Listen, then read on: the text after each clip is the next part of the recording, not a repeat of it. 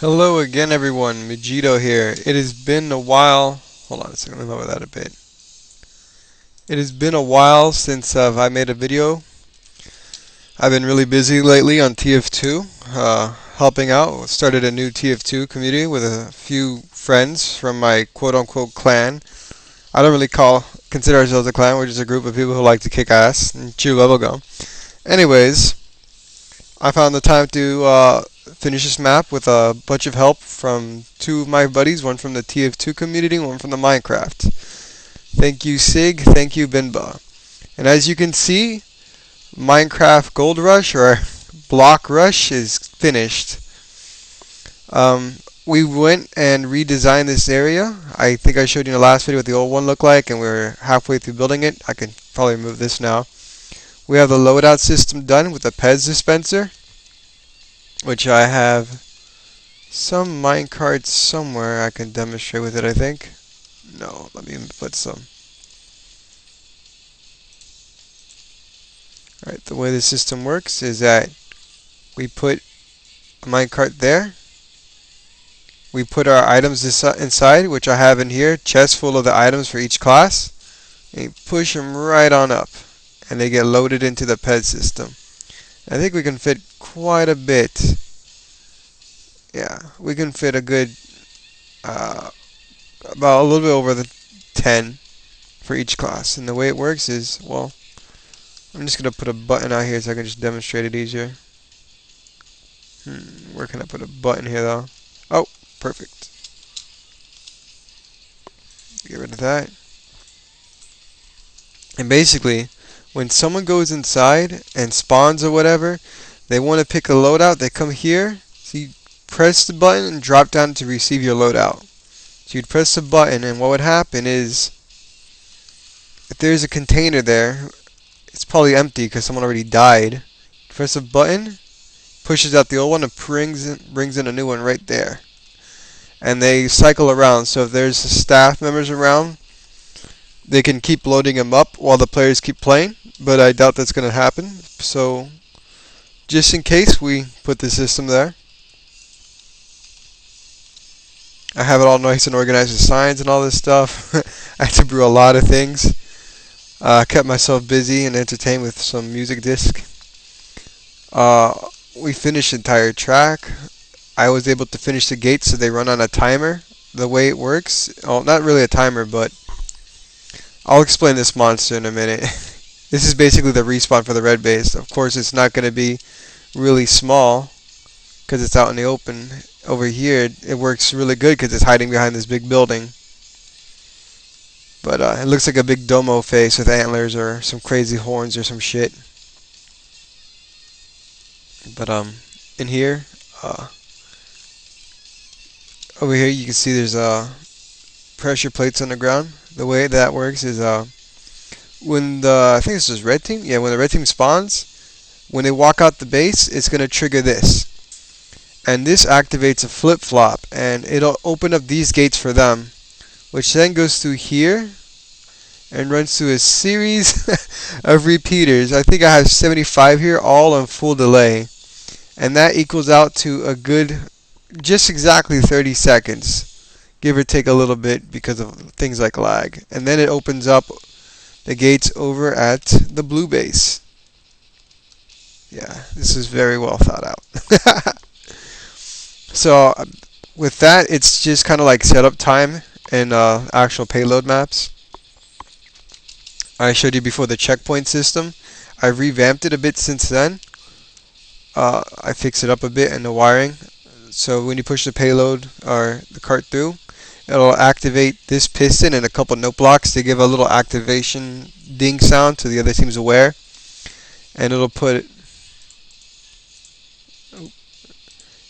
basically move this block over here, which prevents the cart from being pushed back. And I use a normal piston so it doesn't pull it back or anything. It works. And they just keep pushing the cart, blah blah blah, and they get here.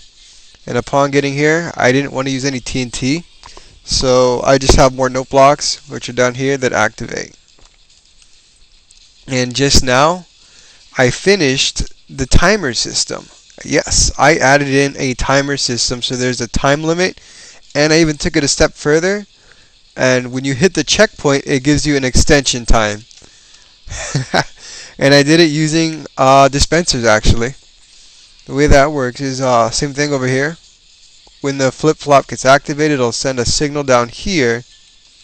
It's a quick signal, and it'll activate these two dispensers. The reason why I have them parting out this way, in case there's any players still on that side of the map, they can hear the music blocks. If there's any on this side of the map, they'll hear it too.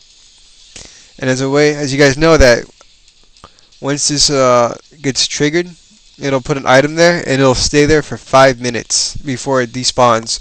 Once it despawns, it'll... Here, let me show you for example. Do it there. And as you can see, it turns off the light. And as soon as it despawns, it'll do that. It'll play a note. It's kind of irritating. I try to get it as annoying as I could think of, so people can like differentiate it from other in-game sounds. And the checkpoint's the same thing. That I have a signal over here that goes through. And when they reach the checkpoint, it'll activate it, and it'll put in another 5 minutes of game time. So once you hear that sound go off, that click, click, click, click sound, the game is over. I mean, the players can keep playing. There's nothing physically stopping them for now anyways. Later on, I'm thinking about coming back and rewiring some of the area a bit and having it set so when the time runs out, it'll close the gates back up. It'll be a little bit difficult because I don't know if you guys noticed, but half of this map is sitting on top of a lake bed, and digging too high up floods the area. So I'm gonna have to go in and take out all the water for a good chunk of this area before I start doing that. I'm just too lazy for that right now. Over here, this spawn room is actually, with the exception of this, which I put on to hide all the wiring and stuff from the players on the ground, this is actually a lot smaller than the one over there. Because, you know, the second time around I kind of knew what I had in mind, and I was able to fit things a little bit nicer. So see here it's 5 blocks wide, and over here it's a bit bigger, but whatever, it works the same. See, yeah, it's a lot bigger over here. Whatevers. So yeah, that's about it.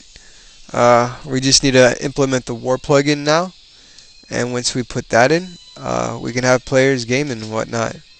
Ooh, forgot to put lights. It's kind of dark and romantic down here. Do not want that. There we go. Players drop down. Ooh, one thing I forgot. I need to put... Where are the signs? There's a sign. Oops, do not want to use lava. Yes, even we all make mistakes. There we go.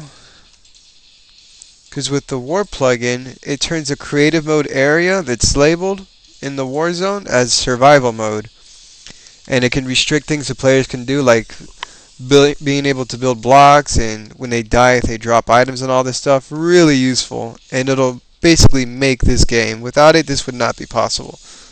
I mean, you could to a certain extent, but not with this type of map where the spawn points are so far apart.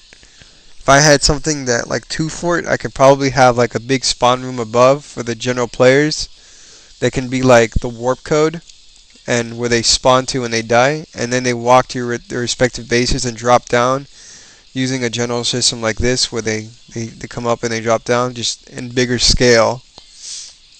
But that would require honesty amongst players, and as you know, lots of players like to troll. So for now, we're going to do this. Just come down. Whoop. This isn't, we don't need this on the other base because they drop down 2 blocks anyways. It's just that this thing's so damn high up. We were able to get pretty much everything from here. Oh, I think I'm stuck in here now, aren't I? No, that's right.